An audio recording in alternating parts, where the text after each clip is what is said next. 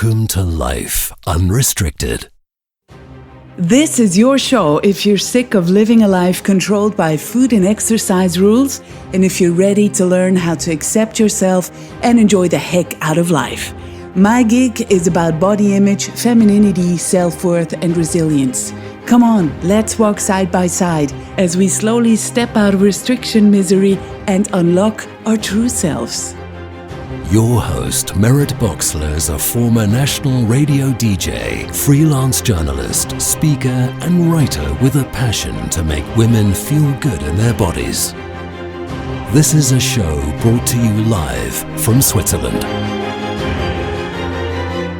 Hey, lovely radicals. Merritt here, but not really here. Before we get to today's interview, you will hear a generic announcement that will stay the same for the next few months, so bear with me. As most of you already know, I am currently offline for the next few months, as I have made the very hard decision to go to residential treatment for the first time at the age of 44. I don't know how long I will be gone, maybe 3, maybe 6 months, so who knows. All I know for sure is that the facility I'm going to is very, very strict with internet access and generally what we're allowed to do and what we're not allowed to do.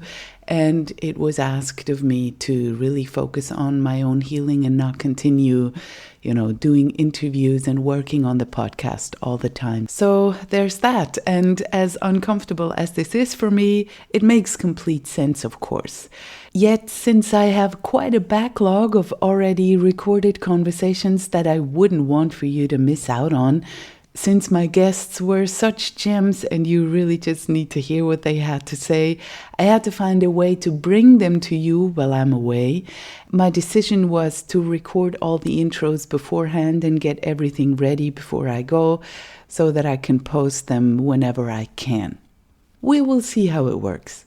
And because I don't know how often I will be able to check in on Facebook, in our community or other social media, I have decided to let a group of great people take over for the next months ahead. So please don't expect me to post or comment as much as I did. I know I will be online only very infrequently, and I won't be able to respond to emails or messages. Just know that our community on Facebook called Life Unrestricted is in the hands of wonderful experts and generally great, kind people who know about recovery and who are there for you. So rest assured that the space will be as safe as it's always been. And who knows, just when you least expect it, I might be able to pop in and say hi every now and then. As I said, who knows? That's probably the phrase I use most frequently these days. Who knows? Who knows? I really don't know anything. So for now, all I do know is that I want to bring you all the episodes that I have already recorded. And once I run out, well, who knows? We will see about that when the time comes. As for all of you lovely Patreon supporters who are still willing to contribute to this show on patreon.com/lifeunrestricted, know that you are always in my heart and that I'm eternally grateful for your support. As I cannot give any actual shout outs to the latest contributors anymore because these intros are pre-recorded, I just wanted you all to know that I love your support and that I'm super happy to have you. And for those of you who are interested, as I said, the link to my support platform is patreon.com/lifeunrestricted. Every pledge you are making is happening on a no strings attached basis, so you can cancel anytime. Thank you, all of you, for being you. And now, showtime. In today's episode of the Life Unrestricted podcast, you will hear my conversation with Lindsay Meisel from San Francisco. I've known Lindsay from the Facebook groups we're both in for women who have hypothalamic amenorrhea, or in layman's terms, women who are missing their periods. Lindsay is one of the strong voices in those groups, and I have always wanted to talk to her since she has recovered from HA, as we call hypothalamic amenorrhea, to not have it be such a mouthful, and she is clearly very knowledgeable about this. Lindsay works as the head of content for Ava, a women's health technology company that makes a sensor bracelet that monitors the menstrual cycle. She was a long-distance runner for over a decade, but gave it up to get her period back. We spoke a few months ago, and the first question I asked her was what kind of memories she has of being in a body as a kid. Well, I have always been very petite. I'm only 4'10" now, and I was always very small when I was a kid too. I think one of my earliest memories of that was when I was in kindergarten and I was at a friend's house, and her older brother didn't believe that I was big enough to be in kindergarten. So I think my whole life from a very early age has been informed by just being the kind of like tiny little runty one. And I didn't think that was a negative thing. I still don't. But my smallness has been the main topic that people think about me when they see my body, I would say. So that was more around your tallness or smallness and not really about your weight? Exactly. Yeah. And actually, like when I was in high school, before I ever got really thin and became an intense runner, I was small and I was like a little bit plump and I had like very big boobs. And like all of the older high school boys were like, oh, Lindsay's the really short girl with big boobs. And so then that was my identity for a while. And yeah. When did the idea get into your head that you had to change something about your body? It was really weird. It was like in high school, and I had never had any issues with body image at all. And I had some friends who had eating issues and got really skinny. And I remembered looking at them and thinking like, that's really sad. And I would never be like that. And that's terrible. And I'm so glad that I have a healthy body image. But then I was going through a breakup with my first long-term boyfriend, and we were breaking up after about 2 years. And a good friend of mine said that she was going to stop eating sugar, processed sugar, for a while. And did I want to do it with her? And I said, sure.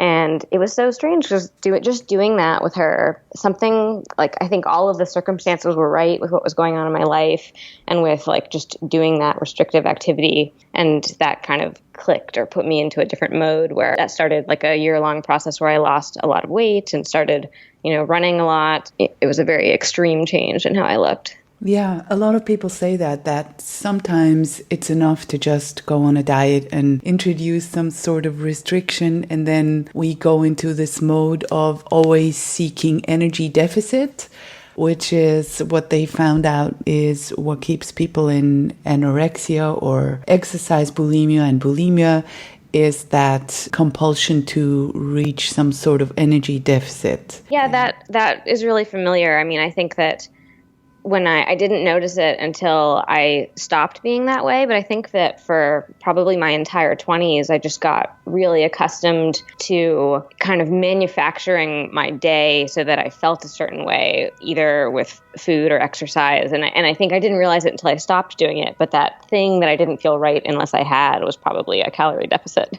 Yeah. I totally relate to that. I had someone explain this to me and I'm like, oh God, yeah. That's what my whole day basically revolves around. It's almost as if, all the steps that we take that don't go towards energy deficit, they feel like we're doing something wrong. That's the weird thing that comes up for me. The regular, normal activities become something that feels terribly wrong, like eating every 3 hours or something, or having a rest day feels like I'm doing something extremely wrong and it feels really bad and I'm feeling tremendous guilt. And somebody explained this to me, why this is. It's basically a messed up brain function. Once you go into this energy deficit, then it kind of switches around for those people who are genetically predisposed for eating disorders. All of a sudden eating regularly and relating to their bodies gets messed up and the whole thing starts to basically get turned upside down on its head. And I don't The know. upside down on its head thing is I actually think of it as like being jet lagged, or you hear of people who are like night owls and the normal day-to-day routine doesn't work for them. I think that like it's as if you get used to, when it comes to eating, like a kind of a jet lag, and you're just on a whole different schedule from what you should be. Yeah. And maybe you heard about the animal models by which they could prove what happens in an anorexic person or people with disordered eating and eating disorders, was that they put rats on a restrictive diet. I mean, they just gave them less food, and they put in a hamster wheel inside the cage. And then certain rats started exercising on less calories. And when they reintroduced the food, they did not leave the hamster wheel, and they basically ran themselves to death. Wow, that's terrifying. Yeah. And when I read that and heard about that, I was like, oh my God, this is what I see in all those groups. People are resisting the idea of giving up exercise and just basically eating, you know, the stuff that we did when we were kids, or most of us, seems like the very worst thing to do. And it's sort of comforting to see that this is actually what's happening in our brains, that there's actually something driving us in the absolute wrong direction. And that it is also the explanation why recovery does feel so bad for a lot of people. Because it does. We have to recreate the normalcy that we once had. It's like you have to learn to not trust yourself in order to trust yourself again. Oh my God. Yes, totally. But I went on a little bit of a tangent because you were starting to tell me about your restrictive years. And that basically what I was trying to say is that I wasn't surprised that just as me, you introduced more and more exercise into your life in that period, just as I did. Right. You start losing weight and introducing exercise, and then, you know, the whole spiral, we combine it, and then it becomes compulsive. So that's where we left off. Yes. Well, and actually it felt, so I went through, as I mentioned, in high school, and actually it's like a pretty brief, it was less than a year period of consciously trying to lose weight and being restrictive around food, and I lost a lot of weight, and luckily I had a lot of people around me who were worried, and who, you know, friends who talked to me about how I was eating and my weight loss, and so that was not really sustainable. And I got into running. I was already a runner. I was already on the cross-country team, but I started getting a lot more intense about it at that time. And it was really unfortunate because I discovered, without realizing it, a way to make myself think that the eating issues were fine, but I was actually just increasing my calorie needs so that I could eat more without still not eating enough because I was running so much. I relate to that because, I mean, I did not know it for a long time, but what I am battling is exercise bulimia, which is, I mean, I was basically taught by the diet industry, you know, save up all your calories for the night and you can eat even more if you work out. And that those behaviors, I've gotten compliments for them for, I don't know, 15, 20 years. Everybody told me, wow, you're so disciplined, and wow, you sure can put away a lot of food and everything like that. Yeah. And then, of course, I was thinking I'm doing the right thing. And only when my body got really exhausted and I had to take a medication, I went into that in another podcast, and suddenly my weight dropped even further, and then people started paying attention. But for the 20 years before that, when I was at a, quote, normal weight, doing all the disordered behavior that I already did for a long time, no one took notice. No doctor, no nothing. I was on birth control. Everybody said I was looking healthy and fit, and wow, they wish they were like me. And that's why I'm so passionate about talking about this stuff, because getting out of a 20-year habit that has been basically ingrained and even congratulated by doctors telling me, wow, you have a great way to stay skinny and eat as much as you want, it was basically reinforced. Yeah, it's crazy how many people, like doctors and mental health professionals, really should know better, but it's so rare to meet someone who understands that you don't have to look a certain way to have issues around food and exercise. Yeah. I realize that now when I talk to a lot of experts, had I been at a lower baseline BMI when I started out dieting, when I was, way back in the 1900s, then, then I probably would have been diagnosed with anorexia a lot earlier, or someone would have pointed out to me that I have maybe anorexia athletica or anything like that, because my body would have been smaller. But because I started at a higher baseline BMI, I was way disordered and way sick, and still am recovering from that. But no one took notice because I couldn't fall below a certain weight that would have attracted attention. And that's why I think, we have a huge problem with weight bias and fat phobia in the medical field and in the fitness industry, in the whole community of diets and stuff. We don't recognize a lot of disordered eaters and eating disorders because they're not visible. The thing that I'm the most angry about when I look back is when I was in college and I was running a ton and I was also taking the pill. I just was suspicious that I wouldn't be getting my period naturally. And I was a bit concerned about that. And I went to my gynecologist and I said, hey, I want to go off the pill because I want to make sure that I get my period normally. And if I don't, I want to make some lifestyle changes. And my doctor just looked at me and said, and he was a great doctor. I liked him. I'd had him for a long time. But he said, why would you want to do a thing like that? You are this young, healthy, active runner. You love exercising. You're healthy. You have nothing to worry about. If you go off the pill and you don't get your period, you're just going to have to gain all this weight and make all these changes. And that would just be a shame. What? Just, stay on the pill. And when you want to get pregnant, then you can do something about it. But seriously, honey, don't worry about it. And so then I just, I was only just had the very slightest inklings of wanting to be more balanced, but most of me was hoping to have an excuse to just keep living the way I was. And so I didn't think about it again for another 5 years. Wow. That's a sad story, man. Yeah. Because we really do get the wrong advice. And I'm surprised that you even had an inkling that maybe I should try getting off the pill and see what happens.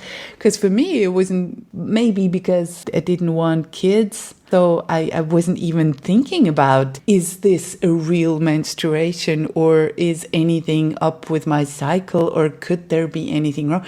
I was just taking that pill because I did not want to get pregnant at all costs. And so no one ever told me that, hey, what you're getting is not a real menstruation. That's not a topic that's been talked about either. It's just when you're a woman, you go on birth control pills so that the guy basically doesn't have a hassle. Right. Exactly. No, and I think that it's until I actually started working at Ava, a women's health company where I am now, I knew literally nothing about the menstrual cycle and why it's important and why it's important even if you never even want to think about having kids. So I wish that was more common knowledge, because when you're on the pill, you just don't see any of that. Yeah, I wonder why there's not more awareness around that, because so often when I look at women, running and looking very skinny, you can sniff those out. I wonder, is she having a period, or is she maybe thinking she gets a period because she's on birth control pill? I would really love to see the whole world, or the female world, going off birth control for a year and just see what happens, so that we can, demask a problem that is so rampant in this culture, that we're being led to believe that this is a normal lifestyle and we're driving our bodies into the ground. And everybody's so afraid of letting this lifestyle go because the next person looks so skinny, so I better do the same too. Yeah. I mean, especially I wish that at least athletes and people really into fitness or who are thin could go off the pill, because it's such a problem I don't know about other fitness communities, but I was really involved in the running community for a long time, and it was just seen as normal and not a big deal to not get your period. Some people were on the pill and they had no idea, but anyone who wasn't getting their period, it was almost like a point of pride. Oh, really? Oh, yeah, and it was just very common, and it was something that if you said you're not getting your period, someone would be like, well, yeah, that's what happens when you start running really high mileage. It's just a thing that happens, and it's just, if anything, it's a sign that you're really training hard and you're fit. Why wouldn't anyone know about the consequences of that? I mean, we have the internet on Yeah, it's our unfathomable. phone. I hope it's changing now. With Tina Muir, the world-class runner who was very public about getting her period back. I'm not so much involved in the running community anymore, but I really hope that message is sinking in. Yeah, just today I was talking to a guy, he's 50, and he owns a bicycle repair store. And I told him about what I'm trying to recover from and stuff. And then he told me about the cyclist circles. And he's mostly racing with guys. And he's a very slim 50-year-old guy. And he said, they call me fatso. Oh, my God. That should give you an idea how the other guys look. And all they talk about is training, and basically, teasing each other for you're still having a belly or whatever. So a lot of the guys also in endurance sports get more and more disordered and more exercise addicted, and their testosterone levels fall as well. And he said, it's the same thing with women in running, in bicycle sports, in whatever endurance sports. It's really getting out of hand. The scariest thing is when you see older people who I guess, never got rid of their exercise addiction and what it does to them. And I remember right before I finally decided, okay, I need to take a break from exercise and really get my period back, I was running in the park near my house one morning, and I met this older guy. Like when you're a runner, you see other people and sometimes you stop to chat. And so he was running and we started running together, and we ended up running together a few times a week for a couple of months. He was probably in his 50s, but he honestly looked like he was 70. He was so gaunt and just so skinny. And he ran twice a day, every day, and was just obsessed with running. And I think my experience I always loved meeting other runners and chatting with them, but that experience just kind of disturbed me and was kind of the last little push I needed to stop running. And I remember I texted him when he was arranging a meetup, and I was like, I'm actually going to stop running for a while. I don't know how long, so sorry, I can't run with you. And he just couldn't understand. And I get it, because I would have been like that before I learned about all of this. Like, runners are just lifelong runners and they're addicted. And he just couldn't wrap his head around it. And he was like, well, what are you going to do instead? And I was like, I'm going to probably just sit around and eat ice cream. And he was like, I can't believe you're going to do that. That's so terrible. And he was really genuinely dismayed. Mm-hmm. And it's sad. We see it in the groups as well, our hypothalamic amenorrhea groups. There's a staggering amount of denial. And I'm not saying that to be judgmental, because I'm in a lot of denial often as well. And I really appreciate that we can at least talk about it and become a bit more self-aware. Because I recently talked to a guy as well who's 60, and I watched him basically deteriorate, let's say, and he told me that he had lost his marriage. And at one point they reported something in a fitness magazine about him. He was the one who was running to the office and back, and everybody was applauding him. And 6, 7, 8 years later, his marriage was broken. He was getting thinner and thinner, and he told me that he could not even get an erection, but he couldn't stop. And that he's afraid of also, eating too much and stuff. And he was looking awful. And we have quite a lot of people here in Switzerland who are way disordered. When I am on a bicycle ride in the hill of Zurich, for example, I can spot those people who are coming from the same place as I am, and I know I can talk about it, because every so often when I'm out there, I realize that I'm just out there because I'm afraid not to be out there, and not because I think it's so great. And I'd rather be home, maybe reading a book or sitting somewhere on a bench, but I'm out there because I think, well, no, I'm getting lazy and stuff. And I recognize those thought patterns. And at least I want to be honest about this and not being applauded for something that I know I'm doing out of fear.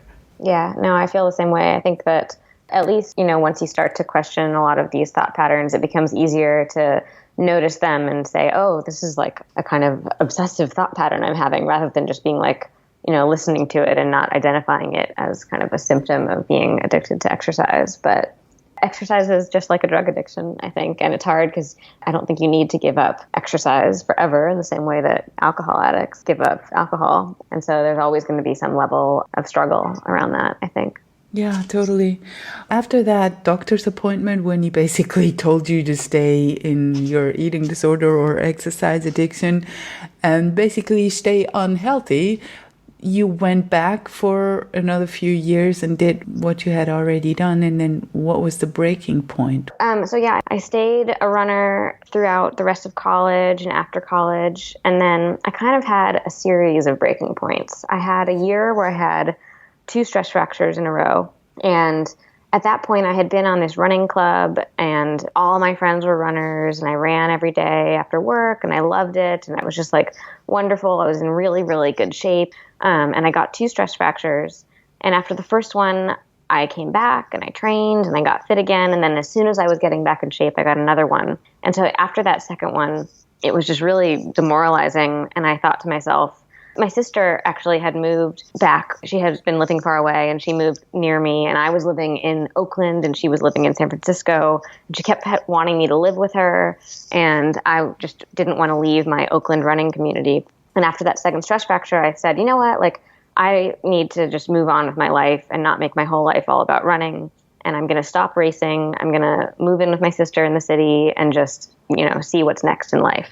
And that wasn't a total breaking point. I moved to San Francisco. I stopped racing. I still ran a lot just by myself and with random friends in San Francisco, but I wasn't as regimented about it. And so that was kind of the first step, but I was still on the pill.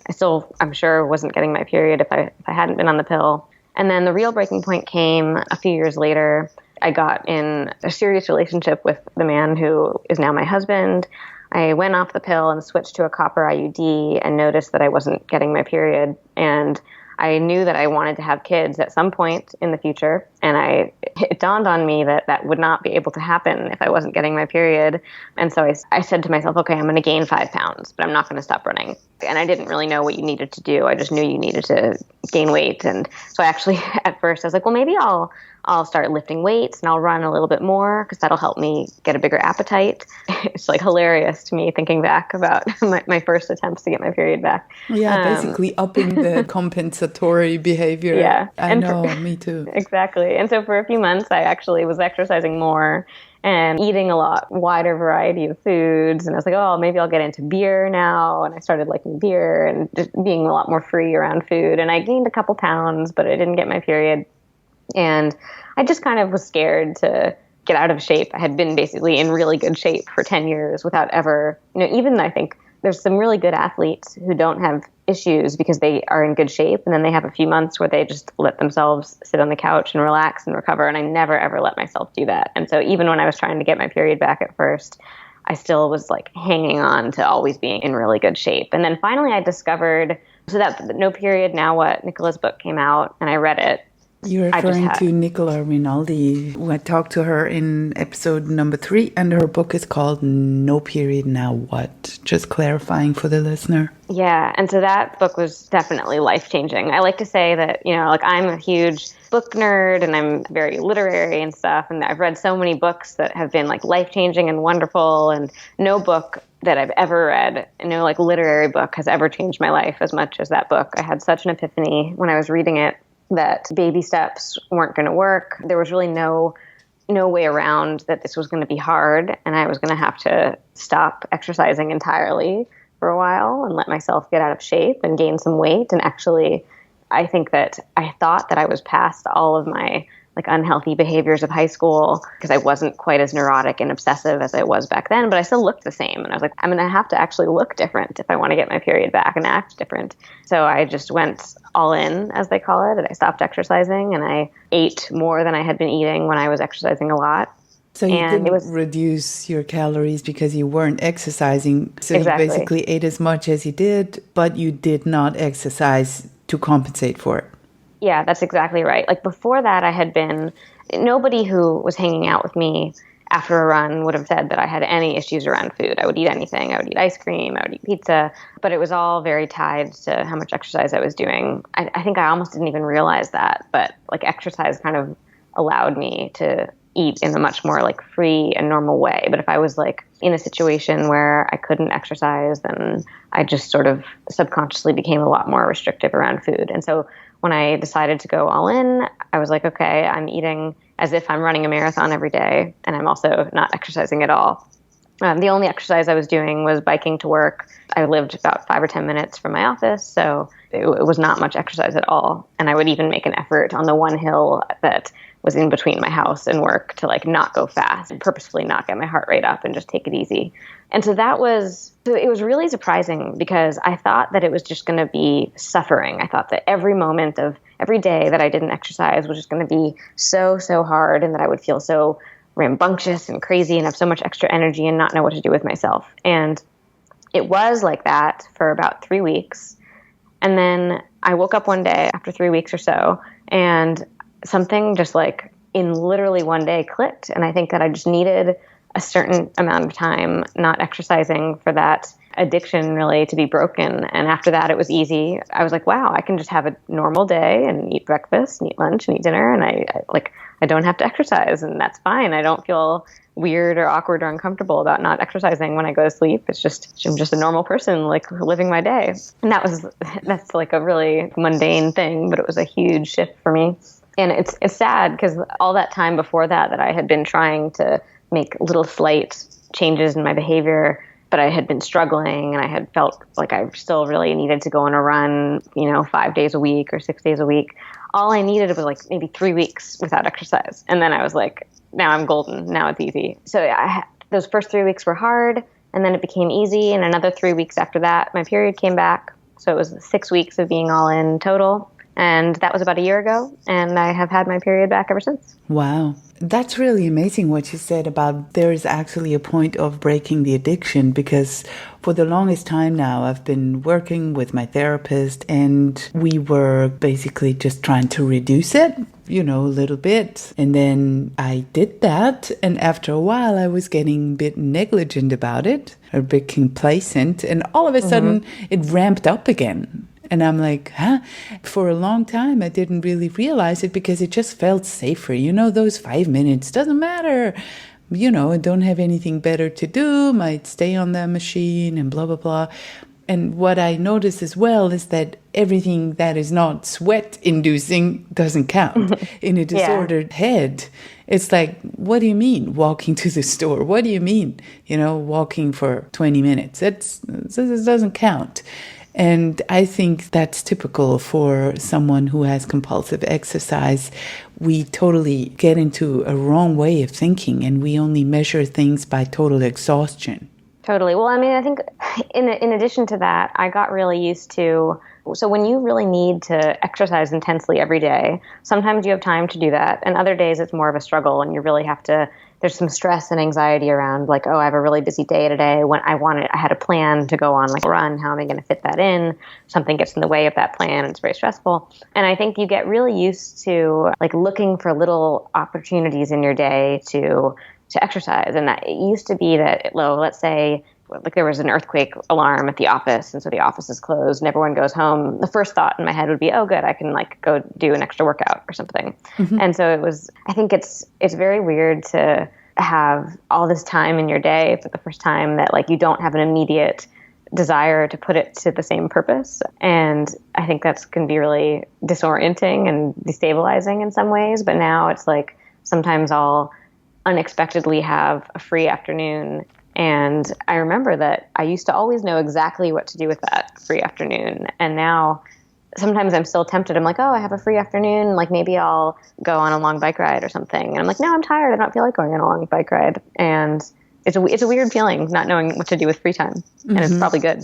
Oh my God, yeah, I can imagine.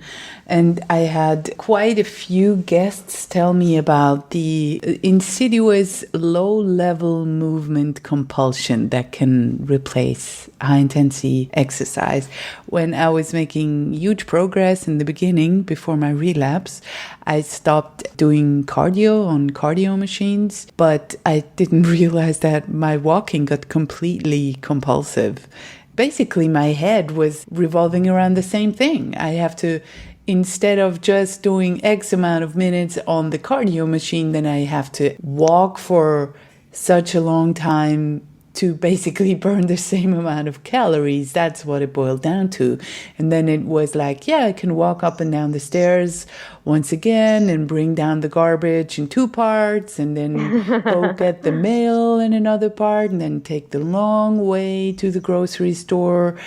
And how that can get really compulsive, and we can be in denial about that, thinking, Totally. yeah, we're not totally officially exercising, you know what I mean? Did that happen to you too? You know, that happened to me more when I was younger, and still like at a certain point, like when I got to my late 20s. I'm 32 now, but when I was in my late 20s and I was sort of knowing that I couldn't be so intense and obsessive about exercise forever, I was less like that. But when I was younger, in my early 20s or mid 20s, and I was still very much in the thick of wanting to exercise all the time, if something got in the way of that and I couldn't, I would be wanting to just like sneak in little ways of moving throughout the day and feel really neurotic and obsessive about it. So I'm glad that I wasn't as stressed about finding some small way of in daily activity to replace movement. I think especially because when I finally understood why I was stopping exercise, I really got into that goal, and I just wanted to do anything I could to help it. One thing that helped me a lot, actually, deal with the feeling of having like extra energy that I just didn't know what to do with, is I thought, okay, I used to use up all my energy on exercise, and I didn't get my period because of that. And so it's really normal and good and expected that I feel like I have this like excess energy inside of me, because that's exactly the energy that's going to go to my reproductive system and heal all of the things that were suppressed while I had amenorrhea. And I should also add that it really, really helps when you have the goal of getting pregnant, which when I started getting really serious about recovering, that was something I was starting to think about. And so I think that made it a lot easier to stay focused. I think it was today, and by the time this is being aired, it's a while back, but I saw this post in the hypothalamic amenorrhea group that evoked pretty conflicting feelings in me. One was compassion, a lot of compassion, and being able to relate to what she said, and then also a sort of anger, because she probably works in the fitness industry and she was trying to recover also and gaining some weight, and saying, just like me, she doesn't want any children, or it's too late, or I don't know where she stands age-wise, and that she was going to throw in the towel, because why would she want a period since she doesn't even want kids, and she's working in some sort of probably fitness-related profession, and that she needed to have a certain figure to have the job or something. And then I was so conflicted, because I thought, hey, woman, I know how you feel. And it's this status anxiety. We lose the thin one, the fit one. We're not what we probably, or maybe even were known for. And I realize, and I can relate to this anxiety a lot. But also that's like, okay, so you are trying to tell me that you want to present a facade that malleable young women, you probably want to be admired also and adored for what you do, and they will, because they're younger, they're malleable. We all want to look like our trainers, and you're presenting an ideal that is not healthy, knowing that probably they're gonna want to imitate that and look like you. So would it be your intention to lead other, maybe younger women down the path that you're now trying to recover from and stay sick just to be able to present a facade? It's like an invitation to become unhealthy. I saw that exact same post, and I think I had the exact same reaction as you. And I think the logic of it doesn't make sense. I think like if someone says, hey, I want to be skinny, this is just how I like to be, I know that I'm not getting my period and this is fine, this is just the most important thing to me is being thin, that would be one thing. I think like I don't agree with that, but if that's how someone wants to be, I can't change it, that's their life. But this woman who you're talking about, she knew she had HA, hypothalamic amenorrhea. She knew she wanted to recover. She knew it wasn't healthy, and she was just feeling conflicted. And I think that there's just no like. So if she was saying, okay, I want to give this up because I like looking strong, that doesn't make sense by her own logic, because HA doesn't make you strong. It makes you weak. It makes you unable to exercise over the long term. If she was doing it because, she wants to feel confident in her body, it just makes no sense that in order to be confident in your body, you need to be at a weight that is really unhealthy. And yeah, I think once you know about what not having a period does to you, there's no logic that works to allow you to keep living the way that you're living. And it's a struggle because you're living in two different worldviews at the same time. And for me, there was a period of time when I was like, oh, I need to recover because I know I can't keep living with amenorrhea, but I also can't because I'm still I love exercising and I love being thin and looking a certain way. But I think hopefully for most people that living with that contradiction, eventually the need to be healthy truly wins out. Yeah, there's also this other thing that I was alluding to, and that's what kind of example do we want to be, especially if someone is working in the fitness industry. I was thinking about that all afternoon. Maybe I should just tell her that, hey, maybe if I had role models that were accepting their size and curvier trainers and body positive sort of ideas in the community that I was slipping into when I was getting into gyms when I was 20, then maybe I wouldn't have gone down this disordered route, because all I was seeing were skinny and very skinny women talking about how they eat their raw carrot for lunch and then that's that. And I was thinking that I had to do the same to look the same. So how happy would I have been had I back then had body positive role models, modeling a way of, hey, we can be fit without having to look very skinny. We can be at every size and take care of our bodies. And a healthy female body often doesn't look like the way we think it does on the cover of some magazine. So I would have wanted her to see that maybe it's her life's purpose to be a better example, I think it's such a hard message because, I have the same reaction to you. I think that would be a great outcome for her. But I remember also that before I was ready to go all in and recover, I would read these stories of other women who just totally stopped exercising for a while and gained weight. And sometimes I would see pictures of them. And my reaction at that point, even as someone who was already questioning my lifestyle, I knew that I exercised too much and I knew that it wasn't healthy to not get my period, I still would look at photos of someone who used to be a runner and who gained weight, and I would just be really afraid. And I would say, okay, I do want to recover, but not if it means that. And yeah, it's depressing kind of, because I think it'd be great if there were more role models, but I don't know if that would have helped me back then. Maybe it would have, but I just remember how I was already a few steps into the journey of recovering. And I still, at that point, I felt very afraid of gaining weight in a way that I don't at all anymore. It's hard for me to even remember what I was so scared of, because now I gained weight and I'm comfortable in my body and I think it's fine. And I just can't even remember thinking that way, but I know that I did. I think we have to talk about that fear, because it's everywhere. It's like the elephant in every room, in every gym, in every diet book, in every group, that it's all about our internalized fat phobia and our holding on to a thin ideal that maybe we were not, born to be.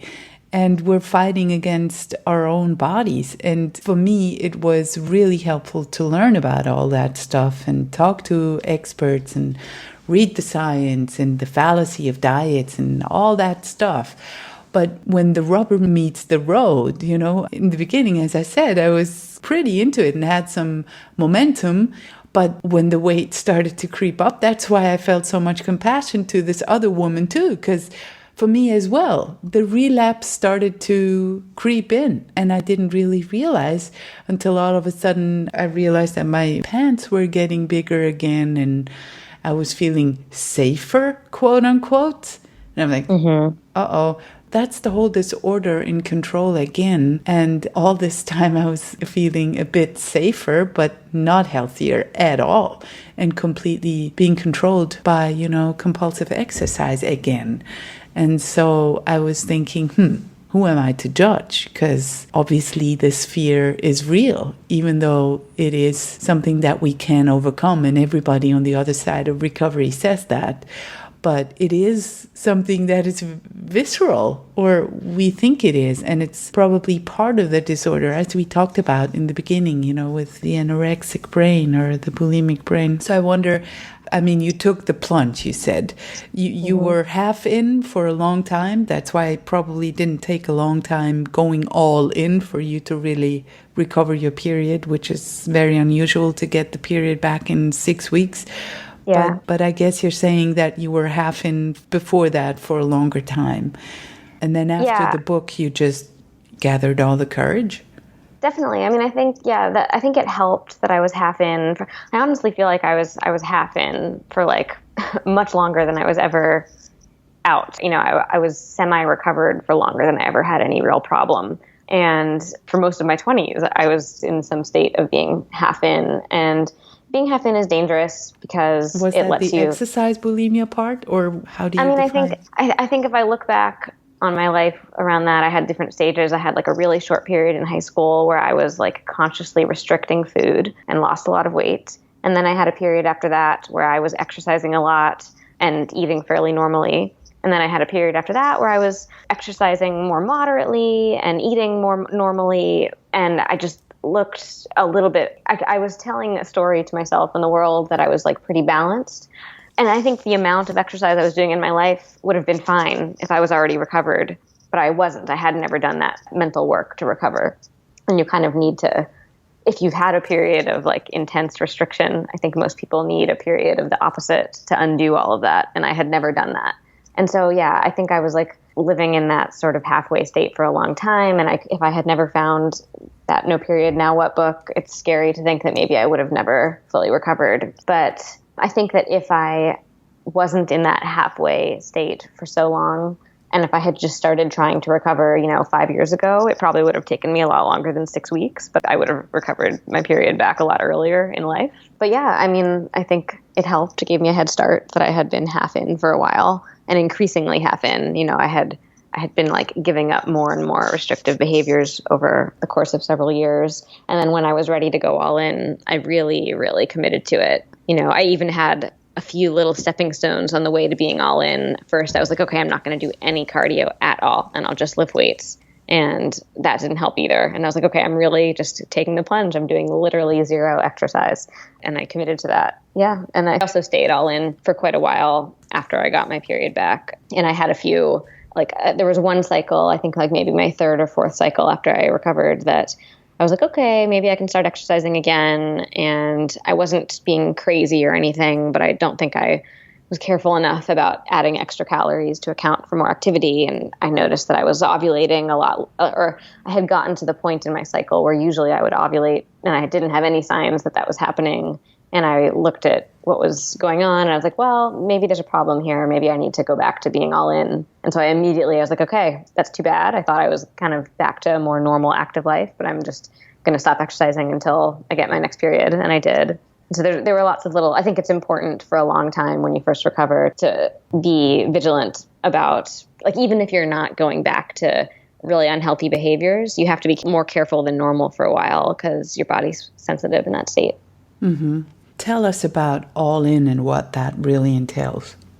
Well, all in means not getting your heart rate up, not doing any intense exercise. And then also, if you're someone who's prone to doing lots and lots of little unintense exercise, like lots of walking or things like that, not doing that either. And I kind of think of it as, there's no way to cheat the exercise part, because the reason why you want to exercise is because it makes you feel good. The reason why it makes you feel good is because exercise releases endorphins, and endorphins are one of the things that is directly responsible for shutting down your hypothalamus. So any exercise that is enough to make you feel good is also counterproductive to your goals. And so thinking about it that way was so helpful to me, because before that I had been like, okay, I could run for 20 minutes. That's not that bad. Like, why would that stop me from getting my period? But literally any exercise that is enough to make you feel good, that's worth it, is against your goals. And so that piece of it was very instructive to me in thinking about how to go about my day. I was like, okay, I'm not doing any exercise. I'm not doing anything that gives me like that high. I'm not going to do anything like that. One thing that I did do in the first 3 weeks when it was really hard, if I was just feeling like, I've just been sitting at my desk all day and I I'm going crazy and I want to do something, sometimes I'd be like, okay, Lindsay, you can do like 5 push-ups. That's fine. That's not that much. And like, just feel what it feels like to do 5 push-ups and get it out of your system. And like, if that can help you not exercise for the rest of the day, that's fine. I don't know if that's like, I didn't really consider that cheating because that was such a tiny, tiny amount of exercise. And I didn't need that as much as time went on. But, it's a huge struggle. And that little tiny bit helped me be more committed. Another thing, I did do yoga sometimes, like really, really easy yoga.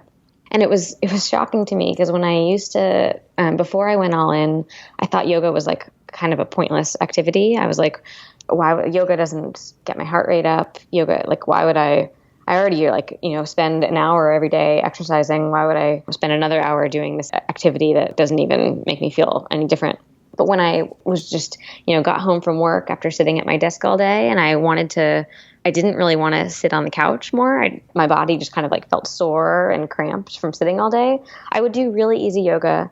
It wouldn't get my heart rate up, but it felt really, really good just to like gently move my body. And it was like a feeling that I wouldn't have been able to perceive when I was exercising so much, because anything below a certain level, I think I just wasn't sensitive enough to feel it. And it was like a revelation to me that you can move your body in a way that isn't hard and doesn't get your heart rate up at all and probably doesn't burn any calories, but still feels good. And it doesn't feel good in an endorphin way, but it feels good in a, oh, good, my body isn't just going to be in the sitting position all day. I can like gently move. And so that was really helpful too. I didn't really think of it as exercise. I just thought of it as like light movement.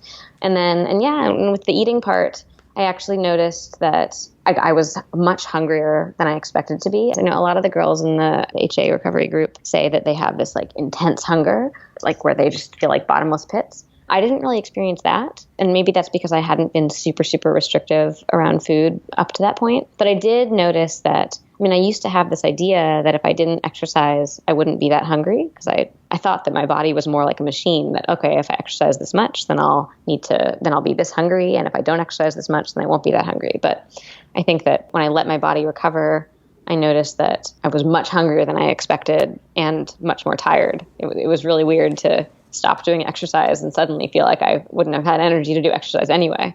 That's a point where a lot of people freak out, and it happened to me too.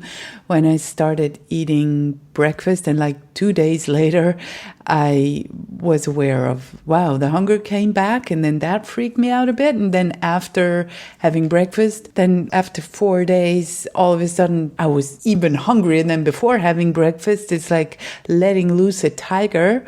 And that freaked me out so much that the day after that, I restricted again. I was basically afraid of my own hunger. And also I realized that a lot of people fall back at this point, seeing, how is this even possible? I'm not burning anything and my body asks for even more. I have to regain control. And thereby we sabotage the recovery process. The other thing that I experienced was when I didn't do the high intensity exercise, as you just alluded to, the exhaustion. And a lot of women say that in the group too, that once they stop exercising that much, that the exhaustion comes in. And that's also, a reason for freaking out, because how is that possible? Yeah. I'm not putting the work on my body, and now all of a sudden I seem to have to pay off interest and debt that I wasn't even aware that I had. Definitely. So why do you think that happens? Well, I think that it's a normal part of recovery. It's like physiologically, when I think you must be in like a very suppressed state when you are exercising so much and not counting for all that exercise with extra calories, and your body kind of gets used to it. It reminds me, I had whooping cough a few years ago, pertussis. I don't know how I got it, but it's basically you have a really horrible cough and you're sick for like more than a month. And I remember I had this cough and I went to the doctor and they were like, oh, there's just bad cough going around. Like, don't worry, it'll probably go away. And then like a month later, I still had this cough and I went back to the doctor and they're like, oh my God, you have whooping cough here, have these antibiotics, you should have an inhaler. And I finally started getting better. And I was like, oh my God, I felt normal besides my cough. But now that I'm taking this medicine and I'm getting better, I realized that I was actually exhausted. I just got used to it. And I think that's exactly what happens with HA and overexercise and restrictive eating. You just get used to something that's not normal at all. And your body has to like once you stop doing that and you give yourself enough rest and enough calories, your body is healing. And when I understood that, and I understood like what was happening physiologically in my body in changing that, I got really excited when I got tired, because I was like, wow, like this is really working. Like something is happening in my body that is different than before. I feel really different. It's like surprising and new. And like, these must be good signs that something is really happening, and maybe I'll get my period back. And then I did. Brilliant reframing, I gotta say. But you said something about, someone who has not done the mental work of recovery. I wanted to ask you about what you meant. Was that the 3 weeks that you thought you were crawling out of your skin because you didn't exercise, the first 3 weeks? Or do you mean dealing with the weight gain? What do you mean when you say mental work of recovery? I definitely mean both of those things. I think that there's a body image piece, and that's different than the exercise addiction piece. And I think those both take a lot of work, and they're both kind of like separate processes. For me, I think that the exercise addiction piece was one piece of work that not exercising very strictly for 3 weeks, that was most of what I needed to break that.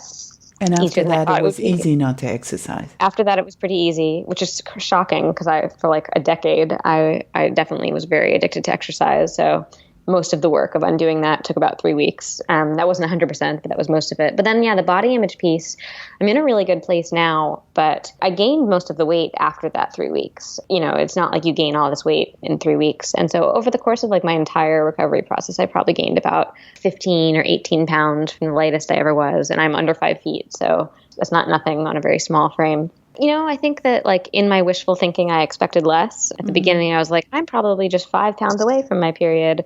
I remember saying to myself, like, oh, if I am just X weight, like I'm sure that I'll get my period there. And I was like, but maybe that's too much. Maybe I'll be 2 pounds less than that. And now I'm like 10 pounds more than that, and it's fine. Yeah, we have this goal weight in our head thinking, but I'm weight restored, when in fact we can't be. Exactly. Period. But like, it's funny because I struggled a lot for a long time. I was the kind of person that somebody would stop me on the street and be like, hey, are you a gymnast? Like, oh, you look like a runner. You must be a runner. And I loved that. And I was so used to that.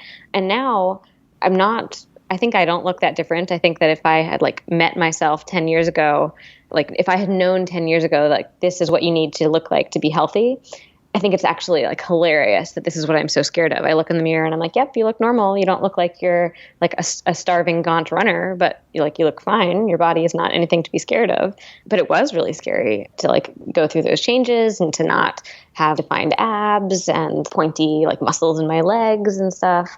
And that was a loss. And I think it's okay to mourn that. I think it's like really healthy and good to mourn that, because that's how you know that you're moving on from that and doing something else. And and I think it's okay to miss certain things about that. I think that sometimes I felt bad. I felt like I wasn't doing a good enough job at recovering, and I must be shallow if I missed being strong and fast and like lean. But now I kind of look at it as there was a time in my life when I was really focused on running, and I was very athletic and fit, and there was a lot of things that were really wonderful about that.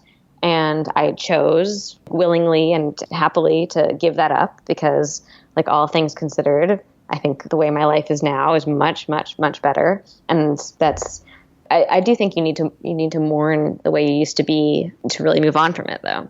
Yeah, that's what they say. Grieving the thin ideal in our head, and that dream that, is being sold to us from all angles, basically. What helped you with the body image? What helped me like accept the changes, you mean? Yeah. I think mostly it was just time and getting used to it. I think that I used to just like kind of just be checking my body that it looked a certain way all the time, and it was very comforting. I would say, okay, like there's space between my thighs, like my muscles look like this, my abs look like this, and I would just be I wouldn't even realize I was doing that, but I was like reminding myself that this is what my body looked like, and that was just what was normal for me. And I went through a period when all of those things that I looked to for kind of like comfort and reassurance were not there anymore. And that was really scary, and it was hard. And like that period of transition was difficult.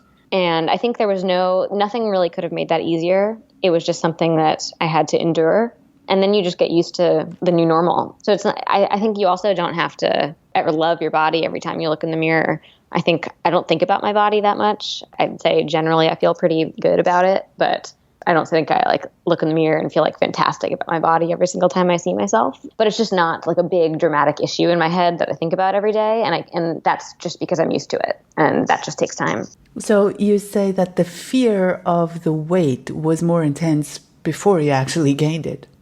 Oh, much more. Why is that? I think because there's an unknown. I mean, I didn't know that you don't know how much weight you're going to have to gain. And I knew that I had gotten to a point where I was definitely going to recover no matter how much weight it took.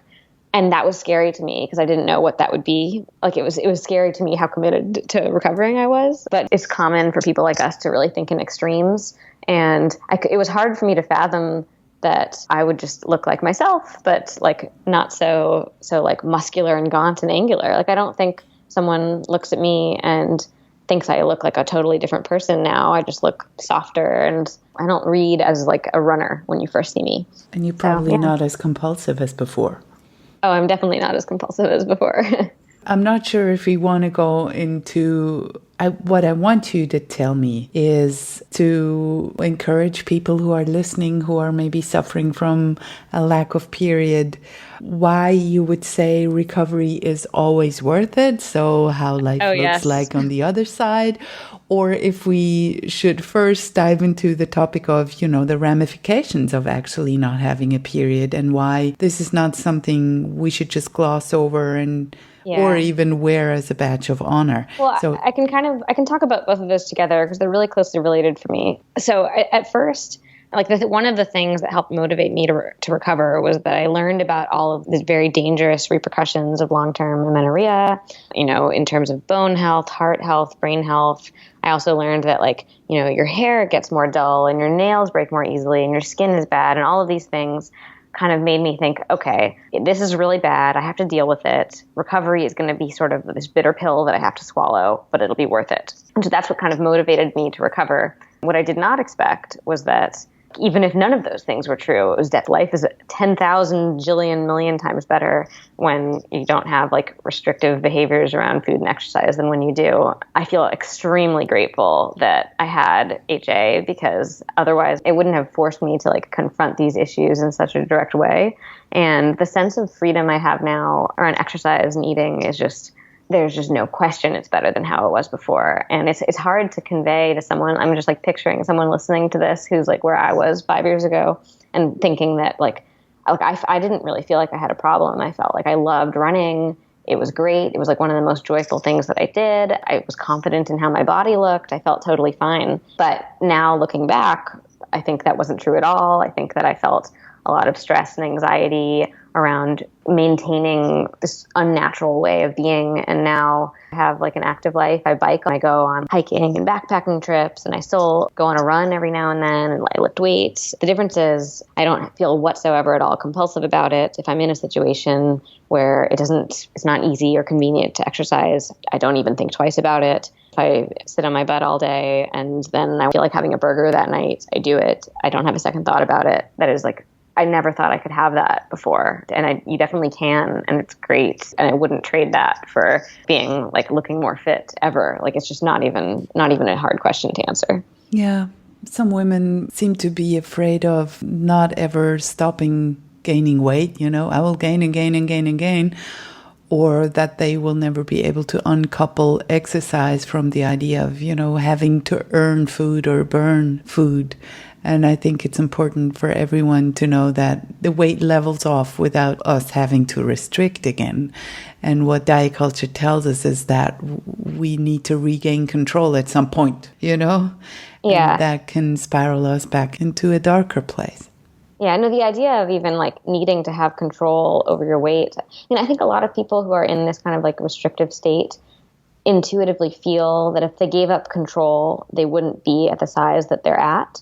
And it didn't occur to me until I recovered that that's like not a healthy way to be, that like most normal people aren't actively trying to maintain their weight. They just don't think about it. It's easy. And for me, like being 15 pounds less than I am now took a lot of work because I was very, very skinny at that size. And now I'm at a healthy BMI. I'm fine with my body, and it doesn't take any effort at all to be at the weight that I'm at. It just naturally happens. Yeah, it's just an important thing to remember that there's a lot of people out there who are weight suppressing and suffering basically just to present a thinner body than they would naturally have, and that a lot of eating issues go undetected in athletes and sports circles, and that needs to be addressed. And I think we need to raise awareness and give other people hope that they can recover too.